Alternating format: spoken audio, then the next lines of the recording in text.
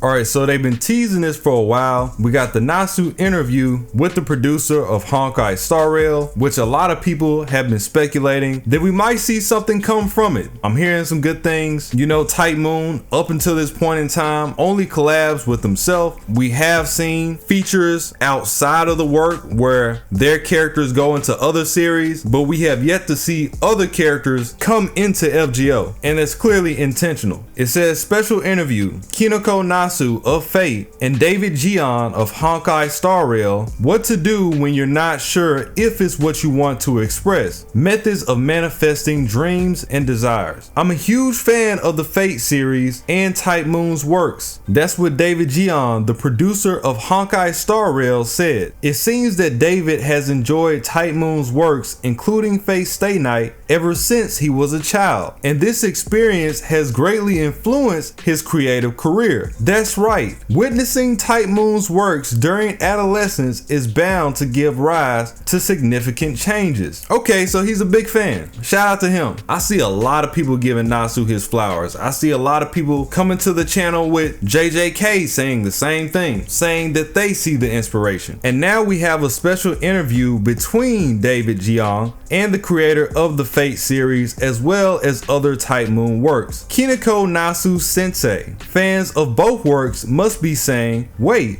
is this for real? This is truly an extraordinary cross-border conversation. It is. But that's not all. As it turns out, Nasu Sensei is also an avid player of Genshin Impact, Honkai Star Rail, and other works from the Hoyoverse. So that's where all the content is going. This man is gaming religiously. You gotta respect it. Wait, Nasu Sensei plays Honkai Star Rail too? Really? When does Nasu Sensei even find the time to play games? That's what I'm saying. The discussion about the enjoyment of gaming in the Hoyoverse by Nasu Sensei is not to be missed either. The influence of Type Moon's works on David Jiang, the storytelling and character design techniques used in Honkai Star Rail, and the works under the Type Moon umbrella. The creative journey and artist takes when they try to create the content they hope to express. In this truly dreamlike conversation, the two teachers shared many valuable insights that will greatly benefit listeners. Whether you're one of the trailblazers of Honkai Star Rail or a master who's a fan of Type Moon, you will undoubtedly enjoy this interview. And if you're a fan of both sides, perhaps you'll witness a dream that surpasses this conversation in the future. Make sure you stay tuned until the end. That's hype. So before we get into it further, I know there's a lot of people that play all three games. For me, I am familiar with Genshin and Honkai on the other side. I'm in the gacha pool, and those games had huge releases. You can't help but know about them. They're everywhere. I even have Honkai Star Rail downloaded as we speak. When it came out, I was gonna dive into it. I was super hyped. Then I got behind on the initial release and was never able to recoup. By the time I finally got a chance to play Genshin, I could already tell the amount of effort it takes to be into Genshin. It felt like it left me in the dust. But I do still want to play both of them. I do think both of them are beautiful games. I love the way the mechanics look, but they both look like really fun games. I'm sure the people that's playing can speak about the stories on them more than me, but I've seen the units. The units look good. Designs look good. I would say everything would fall on the story. If I'm not mistaken, even the gacha systems, the pull rates are at least better than FGOs as far as I know. And then you have the first piece of art here, which looks really good as always. Fate on the right side, Honkai on the other side. They keep tempting us with this idea that we're gonna get something. I think Nasu and Jiang may be cooking, and honestly, I wouldn't mind it. I always said when they finally do that collab, it has to be somebody that's worth it, because there's so much potential between everybody else. And I'm glad to see how honest Jiang is about him being into Fate. You know, a lot of people, they get into interviews and then they act like they're too good to admit that they've been influenced by somebody else. Not in the East. The East usually show their respects, but we do that all the time. Oh, I inspired myself. What? What are you talking about? If you were gonna come on here and lie, you could have just stayed at home. So good on Jiang for that. And what do you know? Nasu shares the same sentiments. This isn't the first encounter between Type Moon and the Hoyoverse, is it?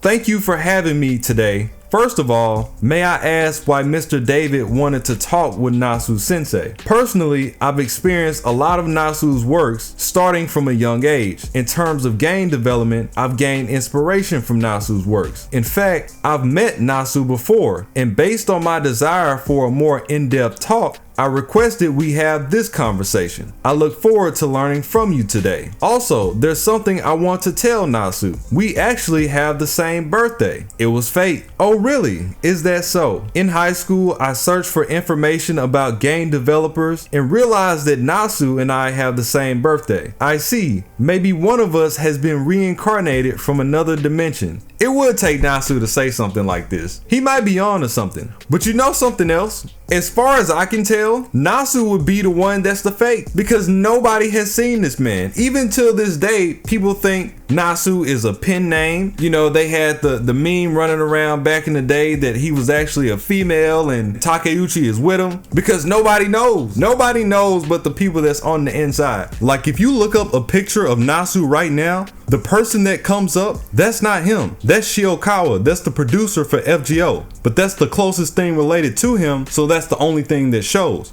I only know this man to be a mushroom. That's the only image I can draw when it comes to Nasu, because he usually makes no appearances. Which, honestly, I don't blame him, because people, especially in this age, get a little too involved and too parasocial, very weird and invasive. So I kind of understand where he's coming from, especially considering that his job is to be behind the scenes anyway. But to not have any appearances at all, this man might actually be a magician, because Nasu is like, what, 50? How do you pull that off for all these years? Over 2 decades. He has to know the same spells as Toriyama to be out of the public's eye for that long. Shout out to Toriyama, man, rip to another go. Even myself, when I started my channel, my day ones, no, I started on camera. I actually took the camera away to focus on the work. But who knows, maybe he'll pop out one day for the one time. I feel like we have a better connection now, and I'm looking forward to working with you today. So according to what you just said, you've actually met Nasu before, right? Yes, I visited Tight Moon with our company's CEO. Back then, I had the opportunity to listen to Nasu talking about the thoughts on their works and their company's operations. That's right, actually, we've met other members of Hoyoverse in private before. I had a very pleasant conversation with David back then. Before that, I speculated that the Hoyoverse must have hired many game enthusiasts as employees, and it's this love that drives the various operations of the company. But from their conversation at the time, it was clear that their passion for games was far greater than I imagined. Extraordinarily creative enthusiasm and very sound management principles. I thought, no wonder they've grown into such a large company. While feeling a sense of affinity towards their company's philosophy, I also admired their ability to accomplish things that we cannot do by fueling themselves with passion. And then you have an image with a bunch of characters from the Hoyoverse. Cool designs though, some light. I didn't know you two shared such a strong connection. Can I ask what topics you discussed during your meeting? Strong connection? All they did was meet one time and they had the same birthday. He make it sound like they just boys and they hang out. I know what he meant, it's just the way he worded it. That's classified information. Oh, so Nasu doesn't want to tell it. I can't reveal too many details, but let's just say that both companies cannot ignore each other. If we had the opportunity in the future, I'd be happy to chat more with everyone. We'd love to see it. Also, regarding Klee, I have a lot to say about her. Oh, you're referring to Klee from Genshin Impact. I have an acquaintance who is a die-hard fan of Klee. Their motivation to keep playing Genshin is solely because of Klee. Oh, they fanned out. They're always complaining that Klee hasn't been buffed and asked me to ask those at the Hoyoverse, when will Klee get buffed? There is no way. So for all the fans of Klee and whoever plays her, just know if she does get that update, it was an inside job. Nasu out here putting a good word in. W-mans. He really tried to sneak that in. I'll pass this on to the Genshin Impact team, but I can't guarantee that they'll fulfill your wishes. I bet they're gonna do it too. Klee, a character in Genshin Impact, a member of the Knights of Favonius and known as the Spark Knight. She has an adorable design and is popular among players. Popular, huh? We'll see about that. Let's look into this Klee. Since y'all gassing her up, I'll be able to tell everything I need to know about this character just by looking at her design. This is Klee. You know what? On second thought, I'm gonna refrain from saying anything crazy. This looks like a great child. This is a knight? She's barely 3 feet tall. How dangerous can she really be? Like, let's be honest. If this child pulls up on you, am I supposed to be frightened by this? Really? And then I actually play the game and she's like one of the strongest units and one of the craziest backstories. You find out she's got that bad end backstory. Oh my goodness. Okay, so that's Klee. Kinoko Nasu shares the interesting aspects of Honkai Star Rail. I heard that Nasu has played many Hoyoverse games. Does that mean you're a hardcore gamer? I mean, we knew that already. I just didn't know he was playing gachas, and what gachas in particular. That's right, Honkai Star Rail is no exception. I was patiently waiting for the PS5 version to be released, and it finally came out recently. I'm currently making gradual progress. It's a long-awaited command-based RPG after all. As a gamer, I've always been curious about what kind of games will be released after Genshin Impact. However, I have a friend who started playing the PC version of Honkai Star Rail early on. After glancing at the game's content, my initial reaction was, why not charge for the base game instead of making it free to play? Y'all saw that, right? This is Nasu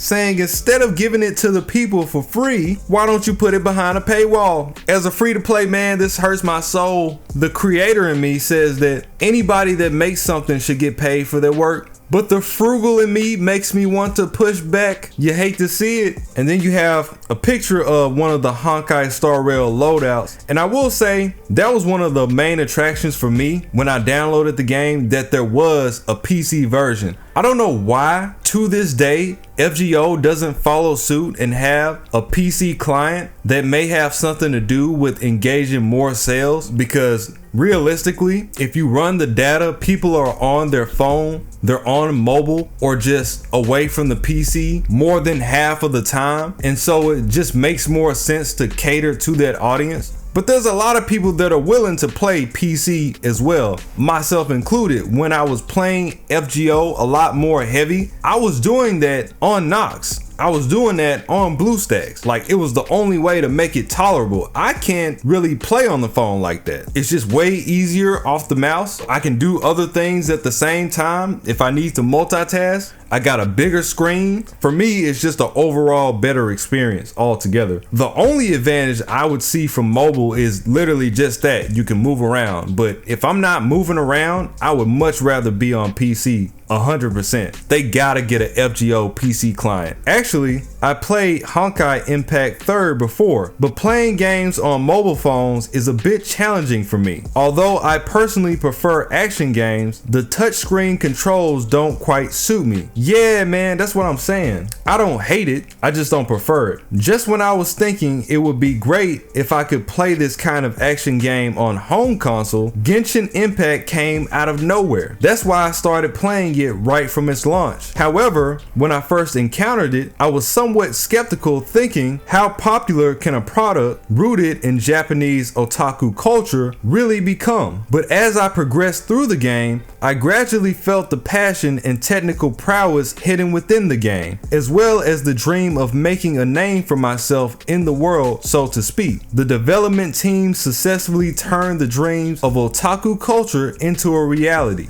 and their operations and the game's highly complete nature made me want to shout thank you into the sky. Back then, I deeply understood the company's mission that Hoyoverse has always promoted. Tech otakus save the world are not just empty words. And I'll say, you can see from Nasu's line of thinking about bringing these types of works outside of Japan, he was really second guessing about. And that's the huge difference between his works and others, because with Fate, you have all of these figures behind it. It's not just cute girls and notable male figures. It's another reason why Fate itself just got Story of the Year. So I could see him saying this for other works, but for his own, he's got a lot more backing behind it, I would say. I really feel like the Hoyoverse really kill it mechanic wise. Some of the most fluid gacha games I've seen. From your time playing Honkai Star Rail, do you have any thoughts or experiences you like to share with Mr. David? I've only reached Jarilo the 6th in the game, so I might not be able to go into great great detail, but I still feel that the game concept and world building of Honkai Star Rail are designed with long-term operations in mind, and they're executed very well. He's about to sell me on it. This is also one of the key points we focused on when we developed Fate Grand Order, that a long-term product must provide players with a safe and enjoyable gaming environment. While RPGs can depict a world with infinite possibilities, they also require a clear and well-defined structure. That's a fact. The setup of Honkai Star Rail gives me a sense of excitement. When I first encountered the game, my impression was that all the features are geared towards long-term operations and have been very well thought out. Thank you for your praise. Then we have another Honkai image. As a space opera game, the game world is composed of various planets. It's clear from the very start. And the initial setting of the Herta space station provides a dramatic opening scene, constantly showcasing the astonishingly high quality of the game. It really is full of wonderful surprises. As a mobile game, it will introduce various systems over time, including daily missions. When the main story progresses to Jarilo, players will also receive messages like "Stay tuned for the next planet." These series of prompts are crafted with great finesse. The integration between storytelling and the guidance the game provides is handled very skillfully. That's why I said earlier that it feels very well thought out. For a game, if there are unreasonable features, players will become concerned about the game's future trajectory. But Honkai Star Rail completely avoids such issues. This is partly thanks to the technical expertise and experience accumulated through Hoyoverse's previous games, and it also gives the impression that the early stages of the game's development were thoroughly prepared. So I was thinking at the time, this game is worth diving into.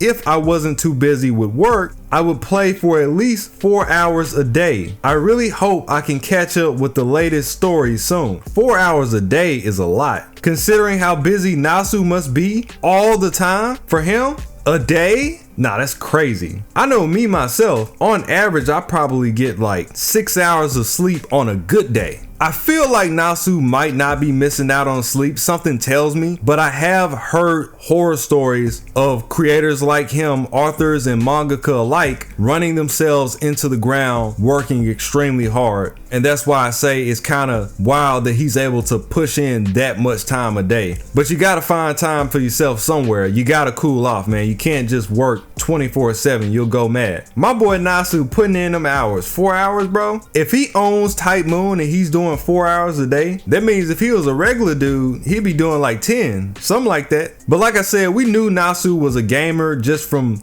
past interviews and what he's decided to do with his own work itself, and the fact that he's put out games and he's already been into that multiple times. I'd also like to hear Mr. David's thoughts. Do you enjoy the Fate series and other Type Moon products? Of course. I absolutely love them. I first came across Type Moon's works on the internet around 2004. Initially, I was just an ordinary fan who thought Saber is so cute. Team Saber the GOAT. Come on, man. Everybody else pales in comparison. Stop playing with the game. But when I encountered Fate Stay Night Unlimited Blade Works, the characters and worldview depicted in the work had a profound impact on me and even influenced my own perspective on life. Goated. Even now, I occasionally use the creativity and thinking methods I learned from UB-Dub in my work. It may sound strange, but the themes of love and justice that I learned from that work is present throughout Honkai Star Rail as well.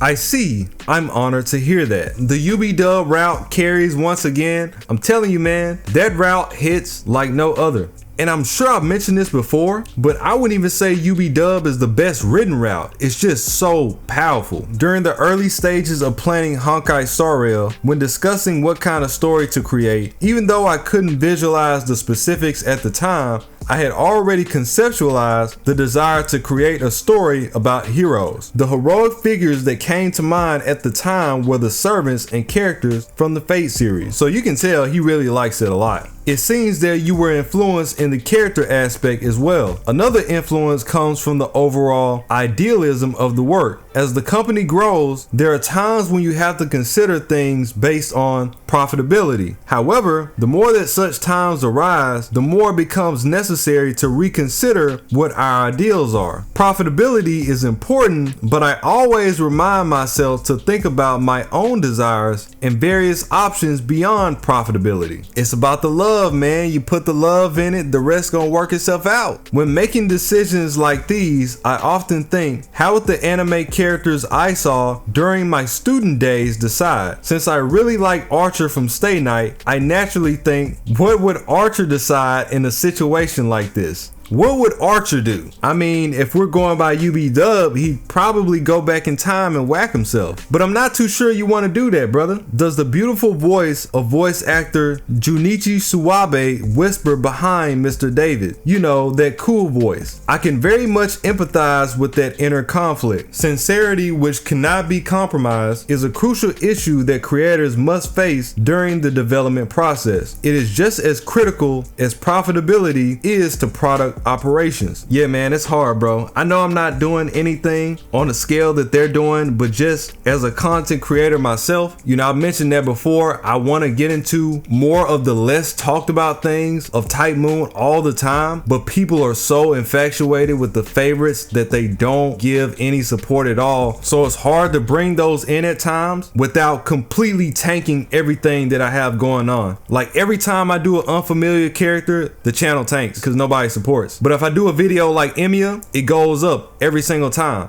And you know, I've been doing this for years. If I really wanted to have 100K, 200K, I would have already had it by now. And people that's really paying attention, and especially if you create content yourself, you would know just by the numbers. I could have easily just spammed Emiya videos. I'd already be up. But I'm not here for that. Like, I'm here for the love. I want to talk about people that many people don't want to talk about or don't get the light. Like the Naja video I just did, for example. Or Doman, for example. Two people that will never see the light of day close to Emiya. But I gotta do that. I don't care what the numbers do. And it's not even Emiya hate. You just gotta find proper ways to weave that in. It's just difficult to do at times. The way YouTube works, when one video does bad, then the next video is probably going to do bad. So you kind of shoot yourself in the foot for the next 2 or 3 uploads when something does tank. And mind you, you still pushing through that with this in mind. All right, bro.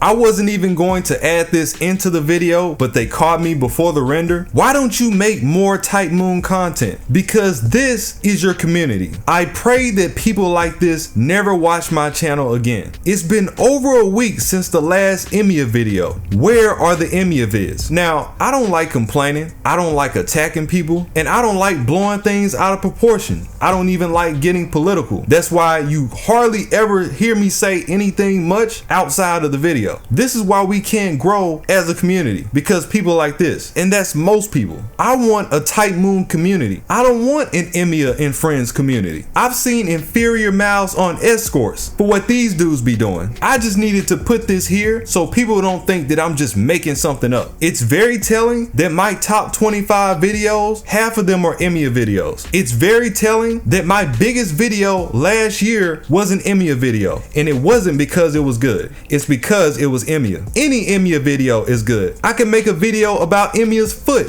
and it would be good. I can make a video about Emiya's elbow and it'll be good. I can make a complete analytical breakdown of a lesser known character. Crickets. Why don't you do more Type Moon content? I don't know, man, you tell me. And the crazy thing about it, the people that ask are these type of fans. My core fan base watches my content. They help try to branch out. But the Emiya fans only show up for the Emiya videos. And that's why I don't mind making this, because I know they're gonna show up anyway. Because they're dick eaters. Straight up. I kicked off the channel with the Shiro analysis. Again, still one of my favorite characters, but I'd be ashamed of being a fan of him at times because of people like this. Sad and hilarious all at the same time. David says, fortunately, so far, the Hoyoverse has proven to some extent the theory that even if you adhere to idealism, you can still achieve long-term returns. Personally, I don't think that's the wrong decision. I believe many players have almost come across such games and should should understand this. Perhaps we also have the right to talk about this. For example, not relying on character performance as the selling point. Of course, powerful performance is the ultimate pursuit of game developers, but the appearance and internal characteristics of characters, as well as the emotional projection that players can get from characters, are equally important. Players first judge whether the character can become their favorite. Personally, I think this is where we and Hoyoverse have something in common. After listening to Mr. David's previous story, I can affirm this point. You honor me.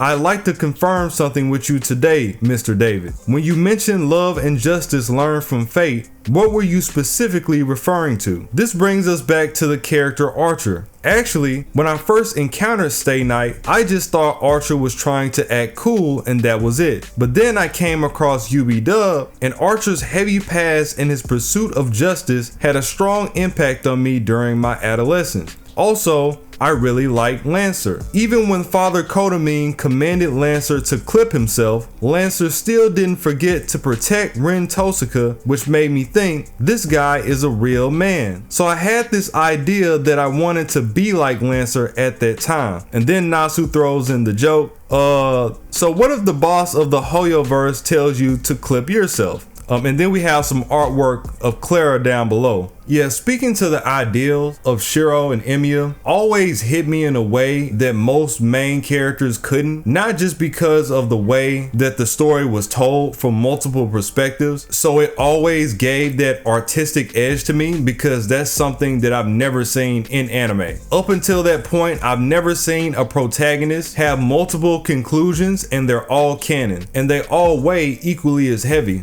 That was something that was completely new for me. And also, I've never seen somebody commit to such a level. And Shiro by far is one of the weaker of anime protagonists. He has Avalon. You got to give him that. He's made of swords. You got to give him that. But he's not alien. You know, he's not from a different planet. He doesn't have this other being inside of him that would have protected him from anything that he did otherwise. We've seen the bad ends. Just like anybody else, he will die if he's pushed too far to the limit. And he's literally shown himself dying, pushing himself to those limits against some of the highest situations and against some of the strongest characters. It's a level of impact that really can't be replicated. And as I've said before, I've seen a lot of anime. He has a very unique structure. He's doing his own thing. That's why he's one of my favorites still. Same thing with Cuchulainn. And you know, a lot of people made that argument about Cuchulainn being thorough with his position in the world. Even in the face of death, he never changed that. And it showed the stark difference between him and a person like Diarmu, who actually went through the exact same situation of being betrayed. And I gotta agree, Cuchulainn did handle that situation with a more just outlook that applies to being a man. Because one of the big differences is that Diarmu was set up. He never actually got betrayed. He got set up by Kiritsugu and it looked like he got betrayed. Ku did everything that Kirei said from the time that he popped up in the story, and Kirei basically said fuck you and betrayed him in his face. That's a huge difference. And even still, he's not making a big deal about it. He's going out with a bang, and as Jiang mentioned, he's protecting Rin with the last of his life and making sure that everything else that goes on in the world can at least fall in their favor with the little energy he has left. That's huge. And you gotta think, that's only one iteration of Ku. There's several. As far as the selling point, again, I do think they have a point. When I see a character, I kind of already know just based on looking at him. I can already tell my investment of a character just based on what the creator is trying to tell me through their appearance. You do have some characters that end up slipping through the cracks, but how the characters look and how the character moves is the biggest selling point of them all. As a matter of fact, if you look under nearly any FGO review, you have people trolling saying, well, we're not gonna listen to this, we're just gonna roll the character because we like them. And they've been doing that for years. They don't care how bad the character is. They don't care if they're useless. They don't care if they're meta. And that shouldn't matter unless you're going for that. Sometimes you do want to go for that, but that will always take a back seat to the impact of the character itself. Unless you're like a Castoria.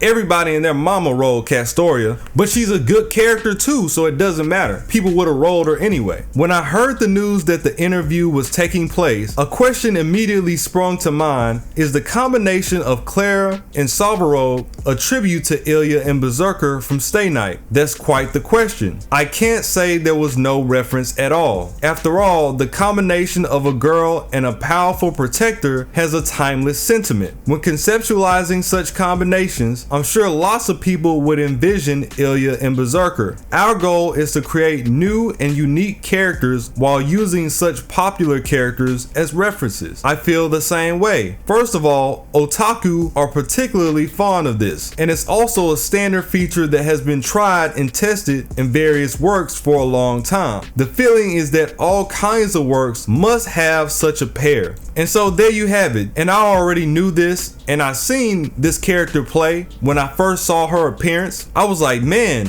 did they get the fake collab? Is that Ilya? But it's a completely different character. Clara and her companion is in fact based around Ilya and Herc. And so you see that influence carries everywhere. And if I'm not mistaken, this is one of the focal characters in the game. It's at the very least one of the vanilla characters in the game. She was one of the first characters I saw when it first came out, and they literally look exactly alike. Not just the appearance, but even down to the high maintenance clothing as well. That's why before, if you use Klee as an example, you can go as far to say that she has some remnants of Ilya also, maybe considering when Ilya was even younger, because of the hair and the small size and whatnot. At this point, you can't help but think of Ilya when you see characters like that. When faced with not knowing if something is what you want to express, how should one deal with it? Both Honkai Star Rail and the Fate series have many fans who immerse themselves in the story. Could you both talk about methods of maintaining players' interest and motivation throughout the story? Yes, the story plays an indispensable role in Honkai Impact 3rd, which I was previously involved in. The same goes for Honkai Star Rail. We paid a lot of attention to the story design during the development process. To specify how we did that, we returned to the topic of love and justice. When creating the plot, we often follow this kind of pattern. First, think about how to express love and justice throughout the story in our minds, and then solve various problems that arise one by one. I rarely participate in story creation, but one of the main script writers for Honkai Star Rail has been collaborating with me since Honkai Impact 3rd. When he was involved in Honkai Impact 3rd, he sometimes struggled with story creation, but the stories he writes are very complete, and I personally think they're impeccable. At times like these, I usually give advice like, the most important thing is to ask yourself, is this really the plot I want to portray? And are the characters I really like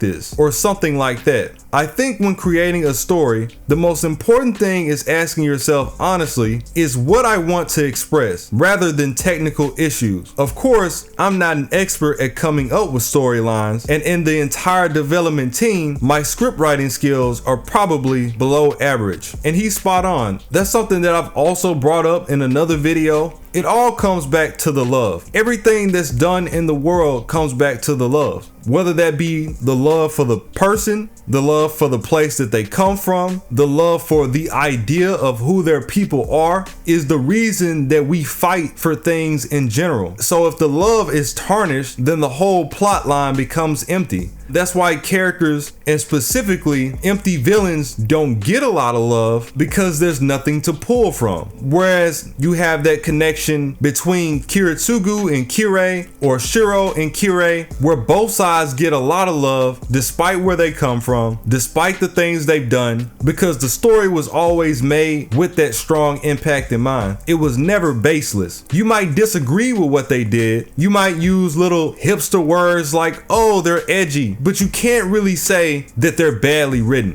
unless you don't like good writing, which then of course I could see that. David says, when I first started as a producer, I would carefully review all the story's details and try to control the whole picture. But as I started working with more colleagues, I realized that I should trust others' abilities more. If it's just me thinking this needs to be changed, it's likely just a matter of personal preference. If we want to create a work that aligns with the current trends, content created by young writers is more capable of evoking emotions and connecting with them than an old fogey like me. What do you think about this, Nasu? That's right, when creating a storyline, it's important to consider its relevance to the era and the medium. Besides that, it's also crucial to focus on maintaining player engagement. Specifically, this means setting up mysteries regardless of the genre. Oh yeah, we know all about your setups, Nasu. We're very familiar with your game. There are various types such as world mysteries, character mysteries, and theme mysteries. Even if the story is interesting, if there is no danger or uneasiness in the fictional world, then no one would be interested in experiencing it, right? Furthermore, there needs to be a certain question that captures people's attention. For players, it's a kind of desire to uncover the truth. This desire to discover the truth of unclear content and feel satisfied enhances people's level of interest. Engaging world building features and characters are essential, but if that's all there is, once players fully understand the world and characters, the story ends there. As Mr. David mentioned earlier, if there are no mysteries or questions to be answered in the plot, and if the characters themselves don't captivate the players, then there won't be a next step. Moreover, to spark people's curiosity and their desire to know what happens next, it is necessary to give each character a personal storyline. This naturally piques people's interest. This technique stems largely from my love for works in the mystery genre.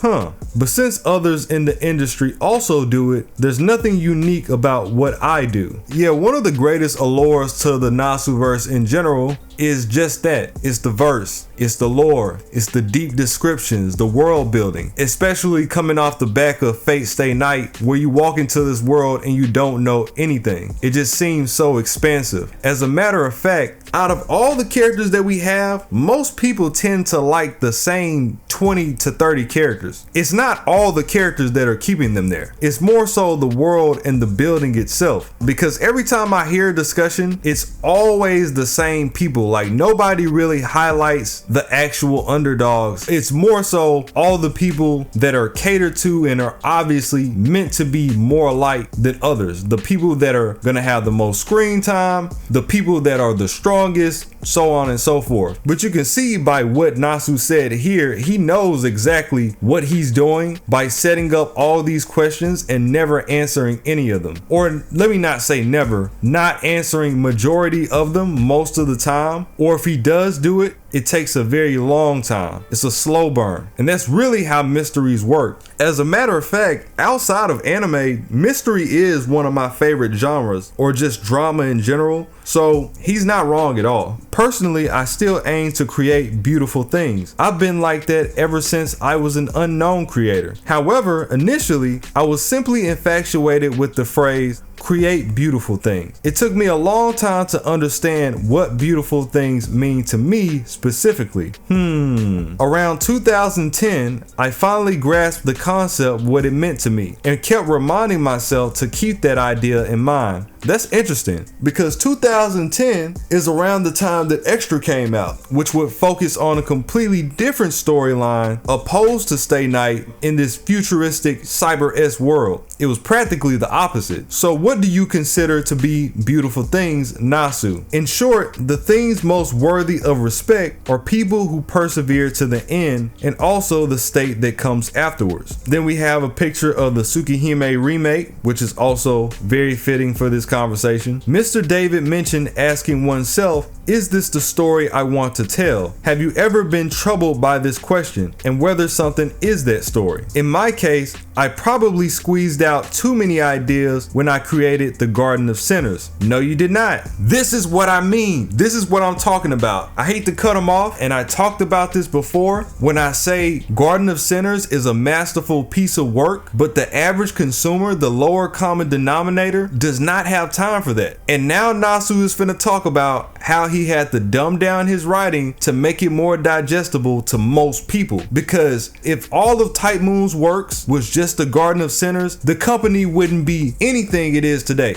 I'm telling you, and speaking from experience, mechanically, Kara no Kyokai is superb, but it still lacks that feel-good element that Fate Stay Night and Tsukihime very obviously have. And if you've been through all three of the works, you know exactly what I'm talking about. It's a very pocketed work. As a matter of fact, you could say Kara no Kyokai is an example of what Type Moon would have been if they only focused on mystery and not other elements of a story altogether. After that, I kind of plateaued and started thinking things like, my talent will only go so far and I can only rely on this to make a living from now on. I said I wanted to create beautiful things on the surface, but it was merely a longing for the act itself. As I got older, I gradually accepted various realities but didn't lose my mindset to struggle. In that awkward state, I finally realized one thing: making others happy is the most important thing to me. Exactly. He could have kept making Kara no Kyokai over and over again, but if nobody sees it, who gives a fuck? And I mentioned that earlier with the characters that don't get a lot of light as opposed to the heavy hitters. And you eventually have to find that perfect balance between the two, between the love and the influence. And I find that some of the most vocal people about this conversation don't make anything, but they'll be the first ones to say something. They're the first people to call somebody a sellout. Oh, I thought you did it for the love. You do zero, but you got the most to say. And you know, the funny thing is, if you take YouTube for example,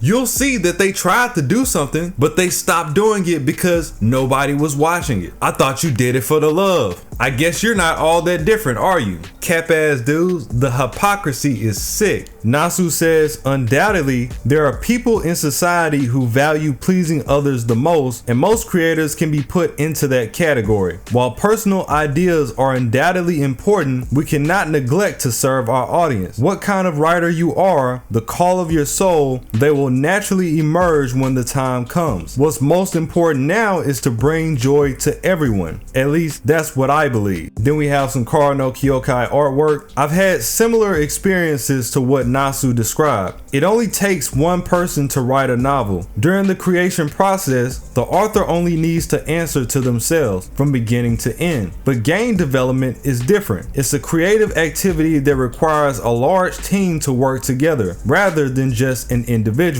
This requires communication, and the methods used to execute what you want to achieve may change. By the way, when you were going through that troubling time, Nasu, did you ever talk to Mr. Takeuchi? If I had talked to him, the situation might have been different. In order to present myself as perfectly capable, I always acted as if I thought the next work will be just as wonderful. Of course, as of recently, I can freely complain at meetings and stuff like, I'm exhausted. I just want to play some games and eat some tasty snacks. And that's one thing about consumers. They forget that people are people because they become so obsessed with the work and the person creating it. They forget, or rather they just flat out ignore, that while the person exists solely for their work, they too need that freedom also. I didn't know that. So in the story between Mr. David and the story writer, it feels like a relationship between writer and an editor. As creators, how do you expand your inspiration when you encounter a creative block? In times like those, the only thing that can expand your creative inspiration is your rival's works. Even if you're feeling down and want to give up, once you see the excellent works others have created, your competitive mindset will immediately ignite and you'll think, darn it, why is that so good? No,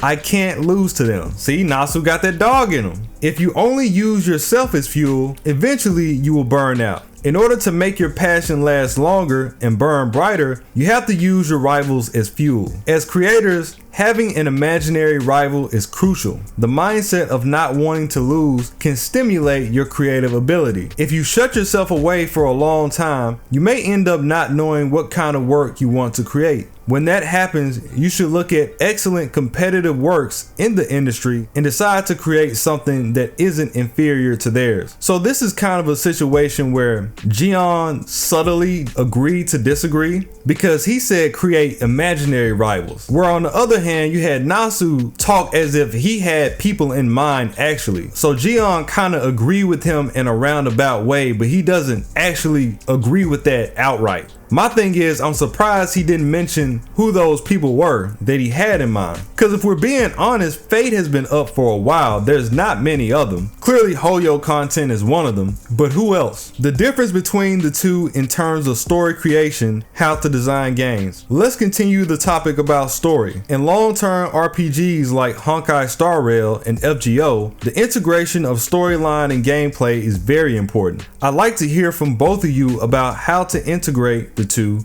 and ultimately create a great game. Regarding this point, we actually made many mistakes during the development process. Initially, the storyline and gameplay were designed separately by different teams. In terms of results, the overall integration of the game wasn't great and we struggled for quite a while. To solve this problem, we adopted an approach that involved holding weekly meetings between scriptwriters and system developers. For example, if the system team proposed adding roguelike gameplay, the story team would provide a story plan that complemented that gameplay, strengthening the two teams' collaboration. Sounds about right. Then the two teams would spend 1 to 2 months coordinating. Once both sides fully understood each other's ideas, they would enter the formal gameplay development phase. I see. So is that how new gameplay mechanics like Simulated Universe are created? There are cases where new initiatives like Simulated Universe are proposed by the system team, as well as cases where the story team takes the lead for new gameplay mechanics. For example, the gameplay mechanic Clockwork was proposed by the story team, who said, "We want to create this kind of storyline, so we want to have a game system that complements it." So as you can see, there are also times when the system is adjusted to match the story. Based on this, I personally believe that different teams having a mutual understanding of each other's work is extremely important. Story writers should also play games more and fully understand the game systems, while the system development department should not only focus on programming, but also watch more animation.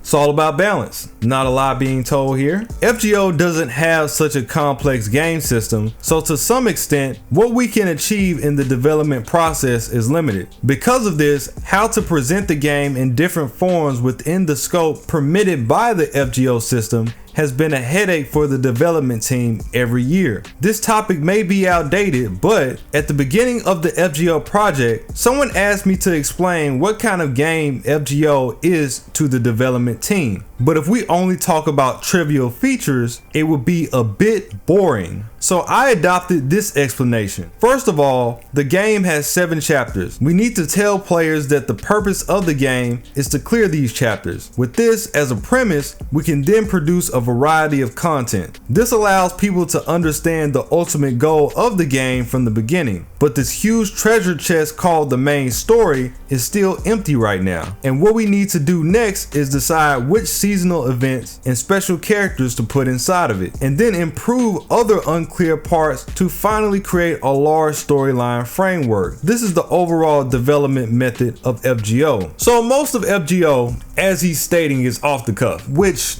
given the seriousness of most of the stories outside of the main chapters, is pretty apparent. So I have to pose the question. With this in mind, I know a lot of people complain about the story of FGO, the overall story, and I do mean everything included. Would you really be nearly as invested in FGO if the entire game was only the main chapters? I mean, essentially that would be the extraverse, right? Because the extraverse is still a book in the game at the same time. So it would be a lot like that. And even with the extraverse, barring those special events and all these extra characters and things that are thrown in here to get people more involved, people still complain about it. When the extraverse in its entirety is really a sleeper. There's so much potential being slept on there by not just the creators, but the audience as well. Actually, this part of the work is very similar to the Stay Night project. The most important reason why Stay Night is so popular is probably because it told everyone from the beginning that there are 7 classes. What does that mean? Like FGO, which clearly states that there are 7 singularities in the game from the beginning, Stay Night also tells people from the beginning that there are only 7 classes in this game. The reason for doing this is somewhat based on my hope that my product will be different from the entertainment products of the 90s in Japan. The entertainment products of the 90s mostly adopted the continuous emergence of stronger enemy models, which will continue as long as this format remains popular. Although this model isn't bad, from the player's perspective, it can feel endless. So I clearly set the overall framework of 7 classes and 7 singularities from the beginning so that the players can feel relaxed about the game world. On this basis, we can fill a world that's full of gaps with game content that fits the current season to enhance its attractiveness to the players. In a sense, this is what's similar about Stay Night and FGO. That is one of the calling points of Stay Night. With all the things and all the ridiculousness going on in the story, even with Gil existing, he's still thresholded by his ego. So no matter what, he's just as level as anybody else. Heracles is thresholded by his class, and then everything else is kind of weaved together where certain characters don't run into each other on purpose. Otherwise, we get another Gil Medea situation. He definitely has a work that doesn't follow the trope of the overpowered big bads. Even if Angra finally came out, it wouldn't be an immediate him destroying the entire world. It took 10 years of accumulation for him to do it, 20 if you include the gap between the 3rd and the 4th war also,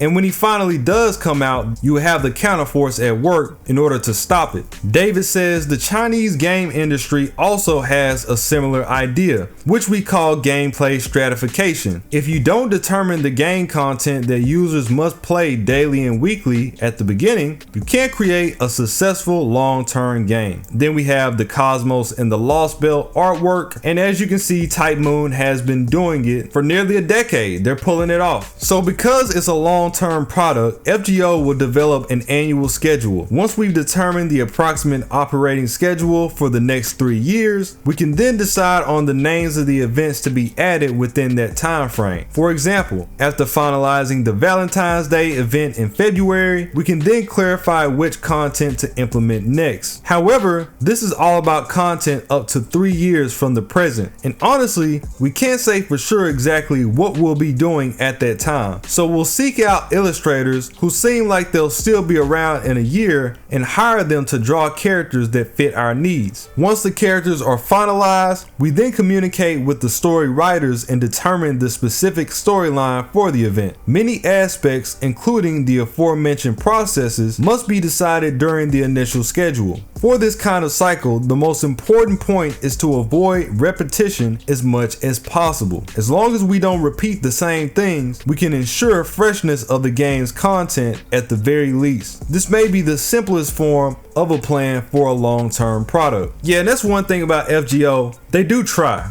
They definitely do try. You know, we have our staples like Valentine's Day, Christmas, summer, the Gouda Goudas. That's something that needs to be there. Any series should always have some staples, but there are a lot of events that are come and go, and then you never get them again. I see that you select illustrators for FGO based on this standard. What kind of instructions and requirements do the story writers other than Nasu have? First, I explained the general storyline framework of the game to the script writers working on FGO. The theme of FGO's plot is how things in general will unfold and what the final outcome will be. Then I give them specific requirements. As long as they adhere to the overall story framework, the script writers have the freedom to develop the content for the chapters of the main storyline. However, for event mission stories, in addition to aligning with the gameplay, they also need to provide specific content that players want. They must ensure that they write meaningful content that aligns with specific form of each storyline.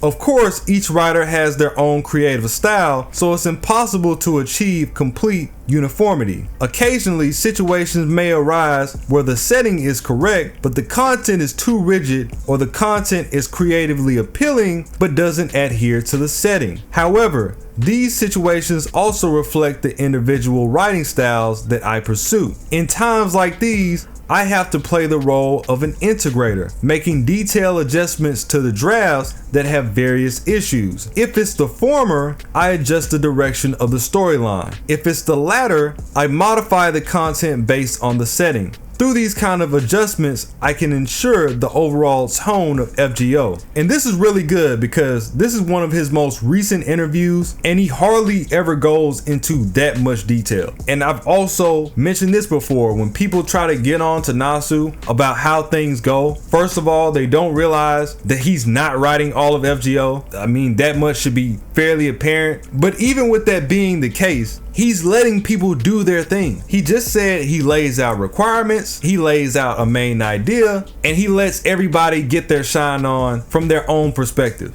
I mean, if he wasn't going to do that, then why would you pick them to write the story in the first place? He could have just wrote everything. If he was just going to come in and change their overall vision completely, then why even have them involved? And see, that's the thing. A lot of people get attached to one or two writers, and this is not just for Fate, but this is just media in general. Now that's the only person that can write good because they don't consume enough content to diversify their outlook on how content should be made. Everybody's not going to write the same. Everybody's not going to have the same points. Some people are going to focus on characters. Some people are going to focus on setting, like he said. Some people are going to focus on romance. But ultimately, the man has come out the bag to say, you know, I tweak all I can tweak. The only other thing that I could ask for is, for example, with him having this conversation in mind, what things has he had to tweak in particular to see what was the divide between him and the other person writing? What's the final straw for him to say, we gotta hold back on that? Oh, you're doing too much. You're giving too much focus on this section. Because out of all the writers there, I still feel like Nasu objectively has one of the better pens out of everybody. And this is not just because he owns the franchise. There's other great writers, and I'm talking about people that are the most consistent. Nasu says, but as a producer, this is basically what the job entails, right? Actually, when I joined the team working on Honkai Impact 3rd, I've done this kind of work as well. When developing Honkai Star Rail, since we recruited a team of talented writers, my workload has been significantly reduced. But it seems like our main scriptwriter for the Honkai series stayed up until 2 a.m. last night working on the storyline for Acheron. Please pass on the message to the story writers of Honkai Star Rails for me. Once you start, there's no time for your soul to rest. When I was creating fan works, my mindset was that if 10 people enjoyed my work, then that was enough.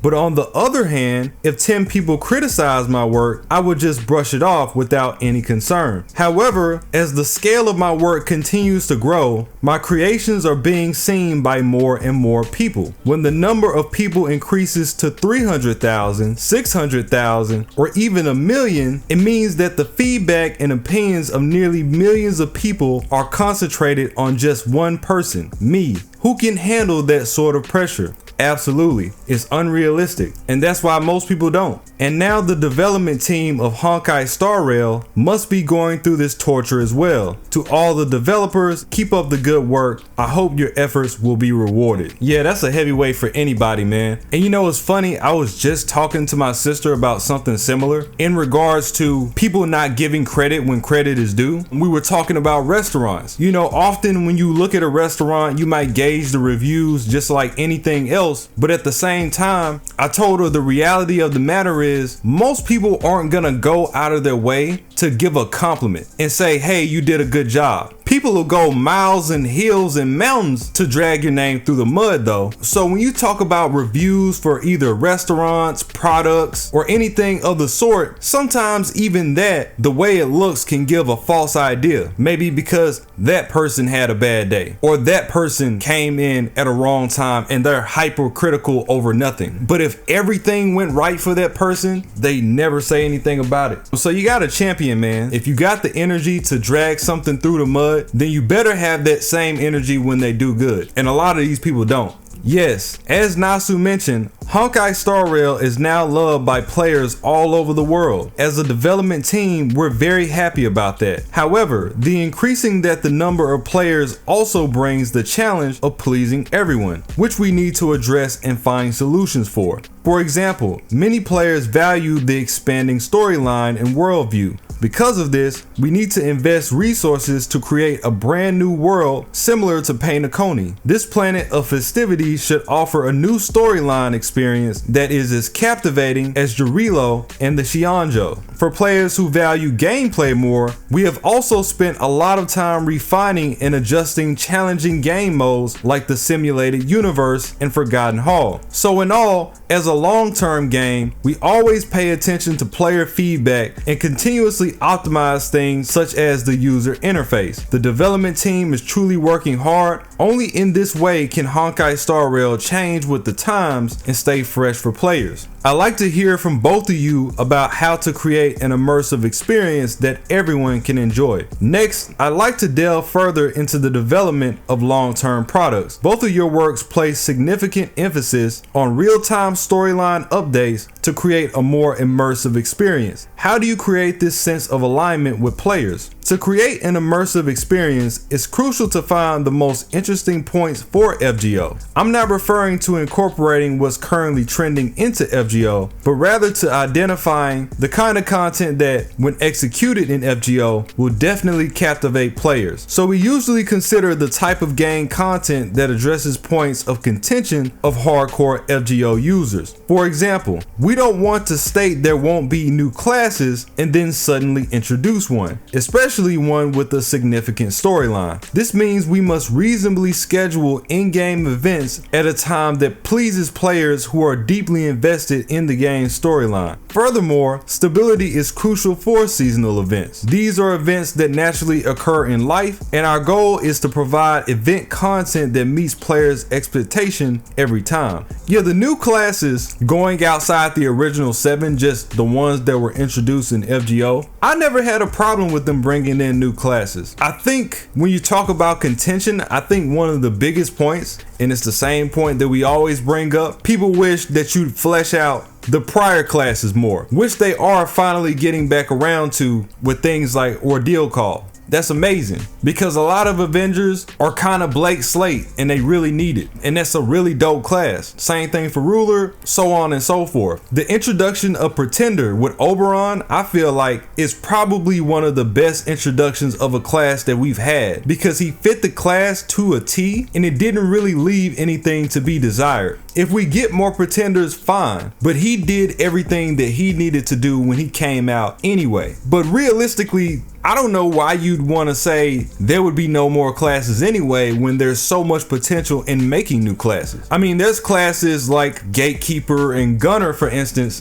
that people are still talking about that they want to see. You would really just be thresholding yourself. The situation with our products is somewhat similar yet different from what Nasu mentioned. Including Honkai Star Rail, most of the Hoyoverse's products operate under a synchronized global operations model. That's why there aren't that many seasonal events. Wait, Honkai doesn't run events like that? At least I would have thought it was a lot like FGO. After all, holidays vary in different parts of the world, and it's challenging to perfectly align various seasonal events under the premise of synchronized global operations. True, as an alternative, we mainly focus on creating original in-game festivals. Oh, okay, so they prioritize OG events. Well, I mean, essentially that's what Nasu said earlier. You have the seasonal events, which everybody should be doing on every game. I don't see why you would ignore the season. That's where you bring the bread in. And then you have your own stuff to fall back on when there isn't the season, in between the main story gaps. I just feel like that would be the model for anybody making any long-term game. It's really not all that different. The Lantern Rite, right?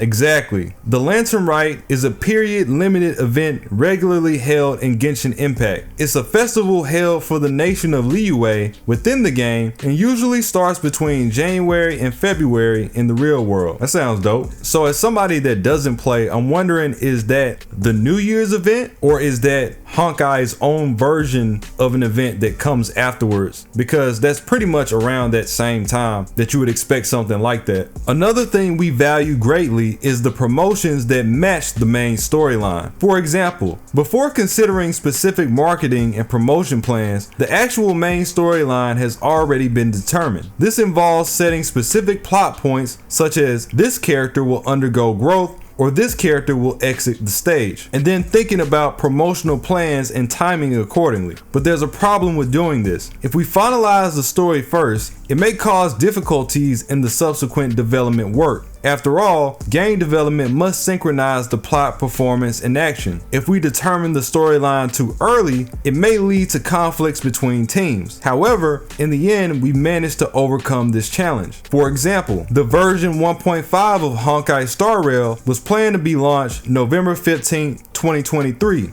close to Halloween. So we defined the tone of this version as spooky and eerie, yet absurdly fun. Based on this concept, we created the Crepuscule Zone. The main storyline revolves around facing the supernatural threat brought by Heliobus and pushes the Trailblazers to form a specialized ghost hunting squad. Of course, in terms of character development, we also introduced the 3 charming judges of the 10 Lords Commission. So this is how the plot of version 1.5 was born. While listening to the two of you talk about events, I thought of something. Unlike the Hoyoverse's products that are keen on creating original festivals and events, FGO often uses real-world events like Halloween and Christmas. As Mr. David just mentioned, the only weakness of the Hoyoverse lies in it being a globally synchronized game, so it's difficult to host events that are universally shared worldwide. The event schedule of FGO is basically coordinated with Japan and has intense interaction with domestic users there.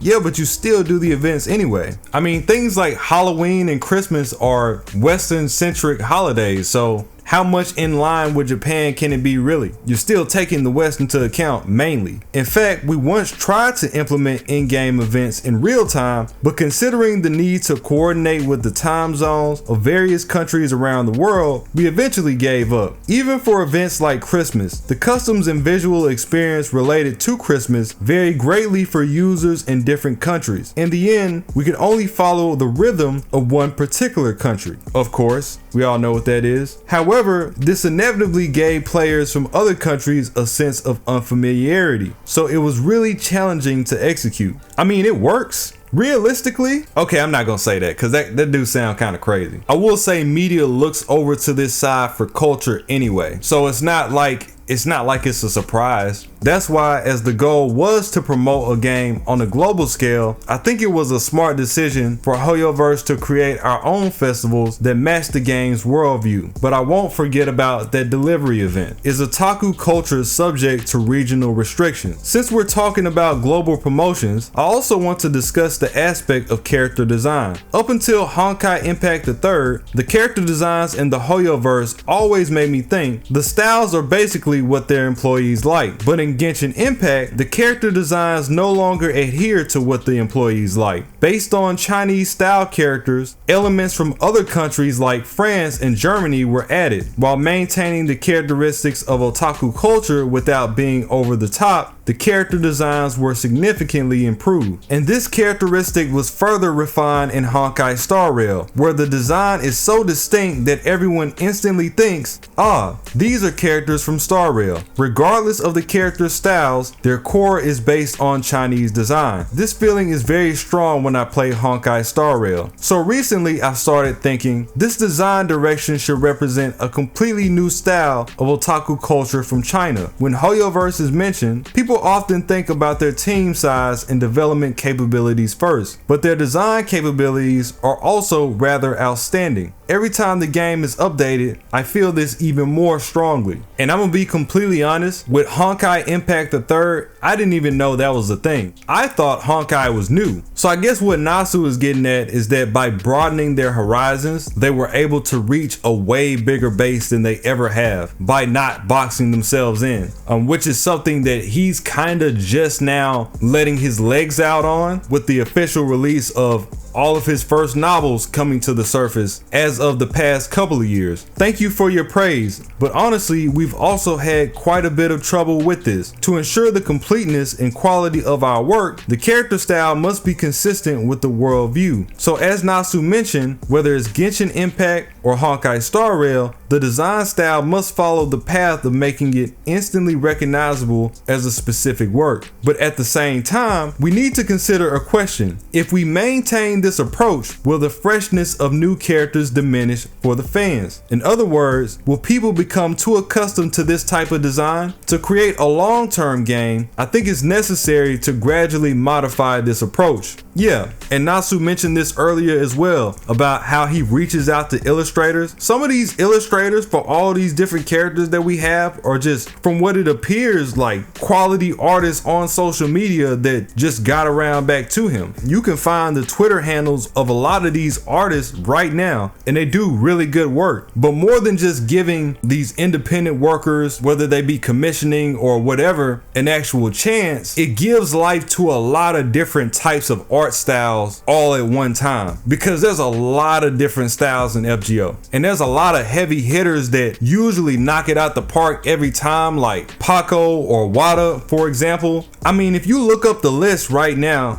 and this honestly should be a whole nother video, we have at least 130 artists on board, and that's just on the list. That doesn't include anybody that might not be credited. It's really deep, and it's a lot of effort being put in from all fronts, but it makes the game a lot more creative and a lot more expansive than it would have been if he just restricted it to his team only. Are you referring to the feeling of similarity when a group of characters are standing together? If the patterns are too similar, it'll definitely diminish the player's sense of novelty. You're right about that. This culture is like a fluid slime that leads to things that were popular 10 years ago while being completely different from what is popular now. From a cultural perspective, this phenomenon is quite strange. Why can't things that represent our desired actions be standardized? It's often said that the EBB and flow of entertainment products follow a cycle. When comparing the otaku cultures of Japan and China, although there are significant differences between the two for various reasons, personally, I feel like what's currently popular in China often resembles what is popular in Japan slightly earlier. Meanwhile, constantly coming up with new ideas and solidifying trends repeats themselves, and sometimes the timelines and trends of the two countries perfectly align, while at other times they don't. It feels like the topic we're discussing ultimately comes down to how to protect traditional culture. Of course, it can still be protected, but allow me to offer a radical view.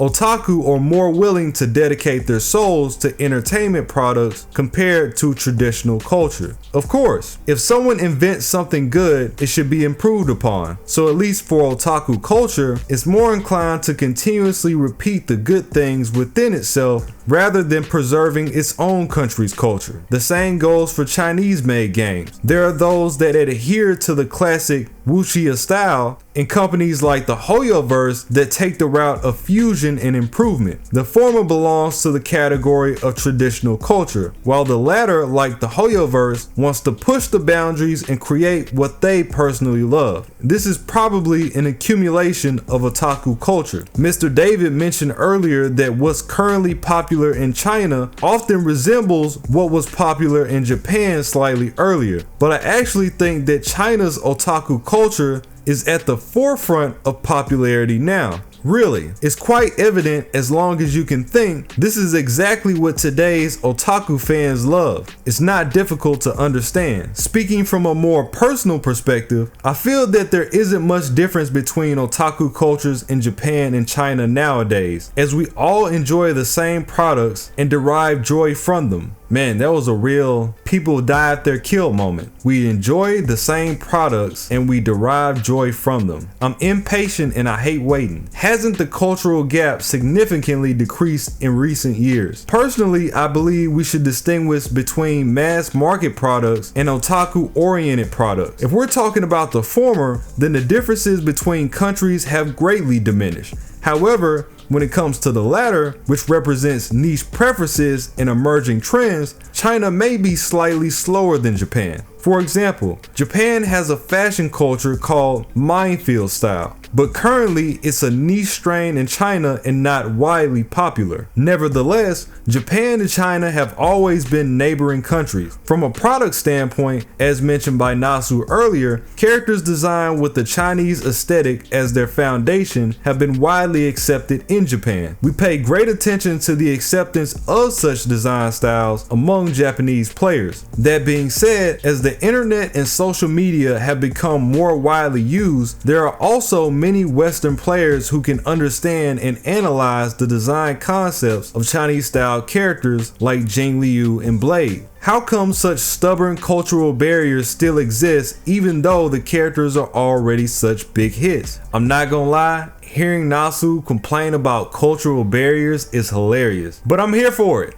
Tell them how you really feel. How to manifest dreams and desires as creative inspiration. Just now, both of you were discussing the topic of otaku culture. As a player myself, I can sense that both sides have incorporated what otaku want to do and the content they enjoy into games, making them extremely appealing. For example, does the development team of Honkai Star Rail get a lot of enjoyment out of creating male characters with irresistible charm? Definitely. This aspect is influenced by the interests of the development team, but it also involves commercial considerations. However, we can assert that we put tremendous effort into shaping each and every character.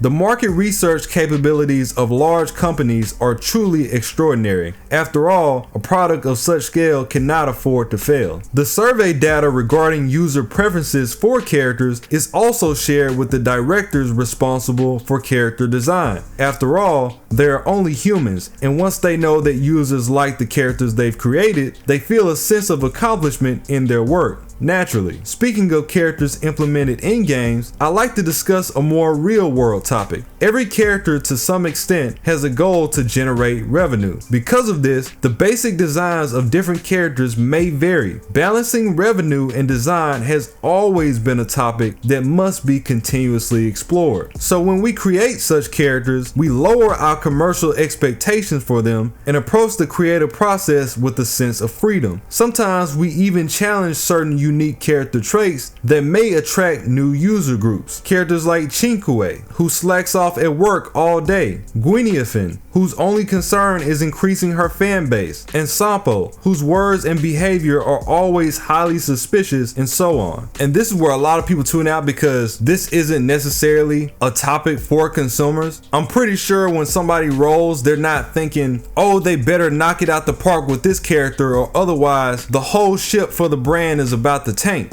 Even though that might very well be the case. When considering FGO, there are very little gaps where we don't get at least a handful of characters that everybody wants to roll. And I think that goes back into either the story coming into play or hitting the button and releasing the right character at the right time for an event or whatever the case may be. But you can tell they're very tactful with it. Like, think about it. How long have we went dry and nobody wanted to roll characters at all? I don't recall a time that ever happening. Maybe a character that you personally don't want to roll, but there's always at least somebody of interest on the banner. If they weren't amazing in the story, they're an important figure that were pulled from an even greater background, or worse comes to worse, they just look really good. They have great design, they have interesting animations, something is gonna hit. Nasu says, this reminds me of an interview I read about Street Fighter 2, where the interviewer asked, why did the game include a character like Zangief? And the response from the interviewee was, once you have a character like Zangief for comparison, characters like Ryu with an average physique become even more eye-catching. In other words, a creative work can not only have popular characters. If we make a fetish black hole, the diversity of the world suffers. In terms of results, even protagonist-like characters that are somewhat lacking in personality can have their own unique features. Please tell that to this community that sucks off the same 30 characters. They need to see that interview. He makes a really good point though. You need average to establish what good really even is. It's a necessary component.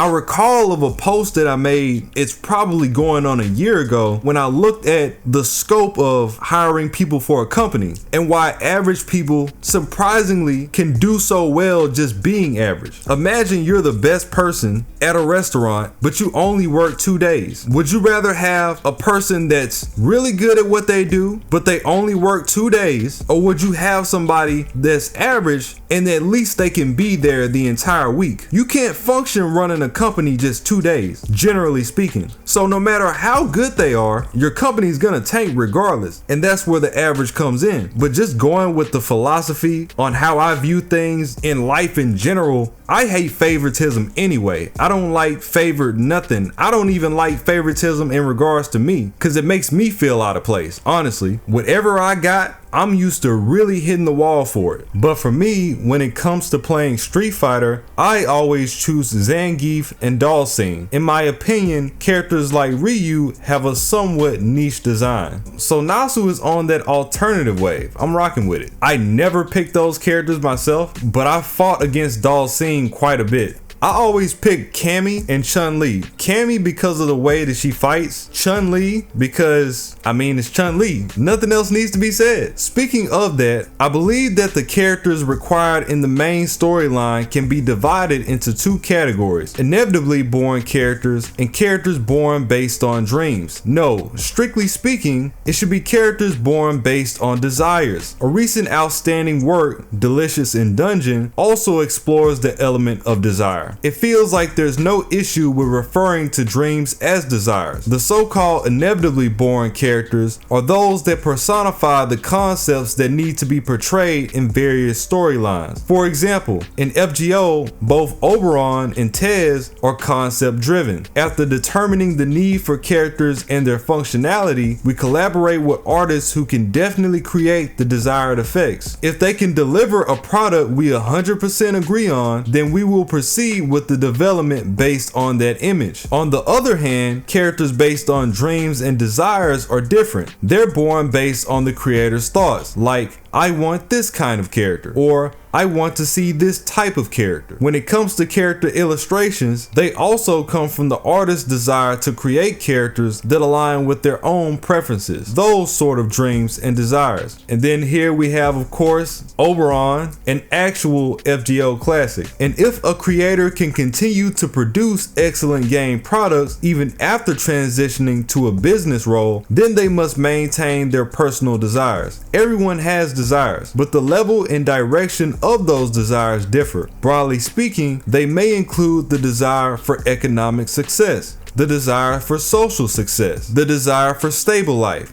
the desire to live with loved ones, and so on. Among those various desires, especially for creators, there should be a desire to create their ideal characters and storylines. As long as the business operator can achieve these things, they will certainly be able to create good games someday. No matter how much the scale increases, I still believe that valuing personal desires is crucial. In other words, if you don't value your personal desires, you can only create mediocre products. If you aim to create products that surpass the average, you must remain true to your own desires. The development team of Honkai Star Rail has created characters and storylines based on the assumption that what they like will definitely be appreciated by others. And this also circles back around to the conversation they were having before about balance. You also have to just put things out there and find out what sticks. Out of all the requests I get, nobody told me to do lores. Nobody told me to do Don't Sleeps. Nobody told me to do Undying Minds. And those are some of the biggest series that I have, not based on what I think, but what everybody else is saying. You just gotta see what lands. Personally, I think the most impressive aspect of the Hoyoverse is that while maintaining the market operation model of a large-scale company, they still manage to uphold their creators' passions. We mentioned the topic of sharing user feedback with creators earlier, but for them, this feedback is only a reference and a tool to help them examine and adjust their thinking. Even if they accept some feedback from fans, they won't make a complete U-turn in their character's direction. Overall, we fully trust the creator's own sensibilities. That's what they call adjusting based on their own unique taste, right?